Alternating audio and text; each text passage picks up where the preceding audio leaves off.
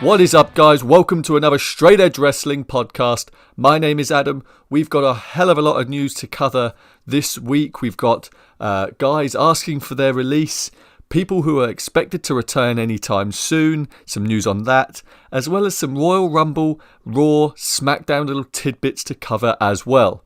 So let's dive straight on in and start with The Revival. So The Revival have, since coming up from NXT, not been particularly well used. They've been all over the shop, to say the least. They haven't really been utilised on Raw as well as what a lot of people have expected. And this week, they have reportedly asked for their release. Now, they have not left the WWE. They have not quit. You keep on seeing everyone saying they have quit. They have not quit. Asking for one's release and quitting are two totally separate things. So, reportedly, as per the Wrestling Observer newsletter, the Revival went backstage after their match on Raw this week with Lucha House Party and immediately asked for their release while still in their wrestling gear. Sean Rossap of Fightful.com, he had initially said that when he'd reached out to people backstage in WWE, he had heard that they were worried about the Revival's tenure with the company and how long they would last there. But Meltzer has confirmed that they did, in fact, ask for their release. Of course, that doesn't mean that they will be granted it. And that's what people need to kind of understand here, is asking for your release and getting your release are two wholly separate things. I mean, you look at Neville. Neville asked for his release. He went home. They sat on his contract for the best part of a year, if not more. Rey Mysterio, Daniel Bryan. Daniel Bryan signed a 3-year contract, which turned into a 6-year contract because, hell, when he couldn't wrestle, when he was on the shelf as such, they could just sit on his contract for as long as necessary. They did it with Rey. They did it with Neville. They did it with Daniel Bryan. So they could sit on the Revival's contract for however long's left. I mean, we don't know how long the contract has left. That's the thing at the moment. We also have had news that 2 other superstars have asked for their release from the WWE, and they are Mike Bennett and Maria. So Mike and Maria, they joined the WWE a couple of years ago and haven't really been used much because Mike Bennett announced that he had some issues with substance abuse and he went into rehab, which the WWE funded for him. And then Maria had announced that she was pregnant, so she's been off on maternity leave for quite some time. So we haven't really seen them. And Mike Bennett, really, since the get-go of his tenure in WWE, has been relegated to, main event and what have you. So he's not really been utilised at all in WWE.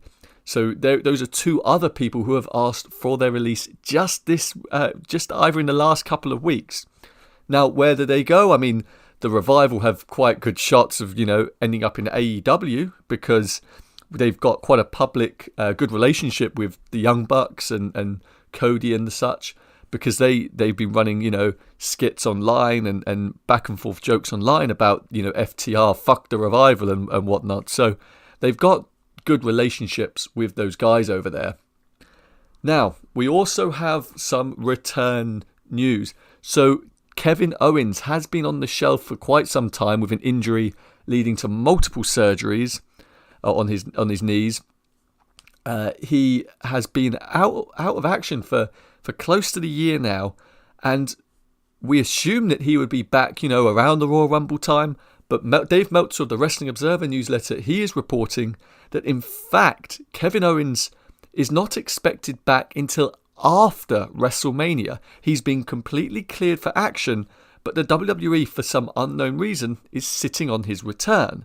Whether or not, as the famous saying goes from Meltzer, plans change, we have yet to see. But right now, it seems as though they are not planning for him to come back at the Rumble or the night after the Rumble, as a lot of guys do, but in fact after WrestleMania. So he may well be the surprise on the night after Raw, the Raw after Mania, which is a big thing now. So it could be that. I would have really thought that when KO and Sammy were well, they would have wanted them straight back in the roster, straight in a in a story heading into WrestleMania. So this is quite perplexing. I don't really understand why they would do this one. To be honest with you, I thought that they would have Kevin Owens straight back in sort of an upper mid-card main event picture. But there we are. Now, this week on Raw, the biggest story to come out of Raw was, of course, Finn Balor taking on Brock Lesnar at the Royal Rumble. So Braun Strowman is out, Finn Balor is in. There's been lots of speculation as to why this is. Straight away, everyone assumed it was injury related. Of course, Braun was out with elbow surgery a couple months ago, and he was reportedly unable to compete last week when Braun and Brock done their little standoff, which was just abysmal. So people assumed that was why he was pulled from the Rumble match. In fact, that is not the case. The Wrestling Observer Radio and Wrestling Observer newsletter have reported that this was essentially always the case. They have got a hell of a big stadium to sell at the Royal Rumble, and they thought that Brock v Braun would shift the most tickets. So they'd done the old bait and switch, basically. They'd said it was Brock v Braun, and then they change it at the last minute to Finn Balor because they want to preserve Braun. They've beaten Braun quite a lot recently. Of course, Brock beat Braun at their last encounter when Baron Corbin hit Braun around the back of the head with a title, and the WWE does not want you to think of that as a squash match. It came off like a squash match, but that's not what they believed it to be. They believed it to be a screw job. That was what they wanted people to take away from it. But in fact, it sort of came off as a squash match. Now, they've been very conscious of, well, Vince, I should say, instead of they. Vince has been very conscious in the fact that they've been beating Braun quite a bit recently, and he wants to preserve Braun, assumingly going forward to Mania. Now, the main event picture of WrestleMania, as it stands, is still likely to be Brock Lesnar versus Seth Rollins. So I wouldn't expect any changes with Braun or anything like that anytime soon, because that's what they are still picturing as being Brock's match for the Universal Championship. Of course, plans can change. Maybe Finn does pull one off at the Rumble. Who knows? I highly doubt it. I very much highly doubt it. And likewise, I highly doubt they let him come out as a demon, because they've protected the demon character quite a lot. He's an undefeated character in the WWE main roster. So I highly doubt that they would even let him come out as that. But who knows? But there is a lot up in the air right now in the WWE, because there is threat. For the first time in a long time, there's threat of talent being poached. And so it's making them double down and actually start thinking about their product quite a bit. Because a lot of these guys, they aren't wanting to stick around if they're not being used as well as what they hope.